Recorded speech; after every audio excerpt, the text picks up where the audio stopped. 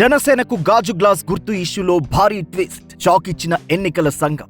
ఆంధ్ర రాజకీయాల్లో రోజు రోజుకి సంచలనాలు నమోదవుతున్నాయి. ఇప్పటి వరకు జగన్ కి అడ్డుగా ఒకవైపు చంద్రబాబు, మరోవైపు పవన్ కళ్యాణ్ మాత్రమే ఉన్నారు. తాజాగా షర్మిల కూడా ఆ జాబితాలో చేరింది. ఇక తొలి నుండి జనసేన గుర్తు మీద కాస్త గందరగోళం ఉంది. ఇప్పుడు ఎన్నికల సంఘం ఆ ఇష్యూకి తెరదింపింది. ఆ వివరాలు ఈ వీడియోలో చూద్దాం.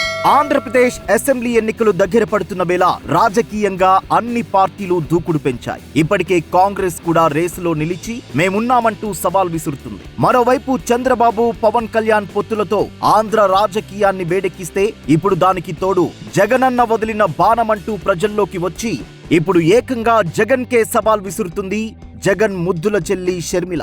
శత్రువులు ఎక్కడో ఉండరు, కుటుంబ సభ్యుల రూపంలో మన చుట్టూ ఉంటారు అనే సినిమా డైలాగ్ ఇక్కడ వాస్తవ రూపం దాల్చింది. ఇక ఈ విషయాన్ని ఇలా ఉంచితే ముందు నుండి జనసేన సంచలనాలు సృష్టించడానికి ప్రయత్నిస్తుంది. కానీ కాలం కలిసిరాక ప్రజలలో నమ్మకం లేక ఆ పార్టీ ప్రభావం చూపలేకపోతుంది. ఇదే సమయంలో ఆ పార్టీ గుర్తు మీద కూడా చాలా వివాదాలున్నాయి. తాజాగా ఆ వివాదం మీద కాస్త క్లారిటీ వచ్చేసింది.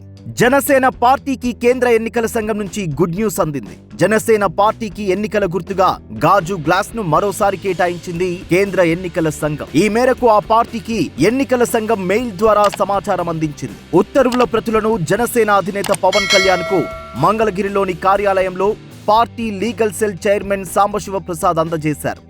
ఎన్నికల సంఘం తీసుకున్న నిర్ణయంపై పవన్ కళ్యాణ్ హర్షం వ్యక్తం చేశారు. ఎన్నికల సంఘంలోని అధికారులు, సిబ్బందికి ఆయన ధన్యవాదాలు తెలిపారు.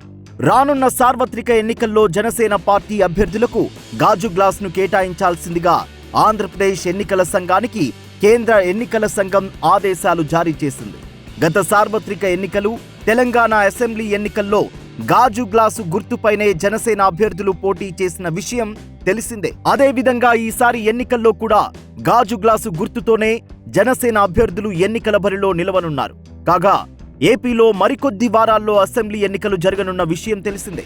ఈ అసెంబ్లీ ఎన్నికల్లో టీడీపీ, జనసేన పార్టీలు కలిసి పోటీ చేయాలని నిర్ణయించాయి. అయితే బీజేపీతో పొత్తుపై మాత్రం తేల్చుకోలేకపోతున్నాయి. తాము పొత్తులోనే ఉన్నామని మాత్రం బీజేపీ, జనసేన నేతలు చెబుతుండడం గమనార్హం. మరి ఈసారి ఆంధ్ర ఎన్నికల్లో జనసేన పార్టీ ఎన్ని సీట్లు పోటీ చేయబోతుంది, ఎన్ని సీట్లు గెలవబోతుంది? మీ అభిప్రాయాన్ని కామెంట్ రూపంలో తెలియజేయండి.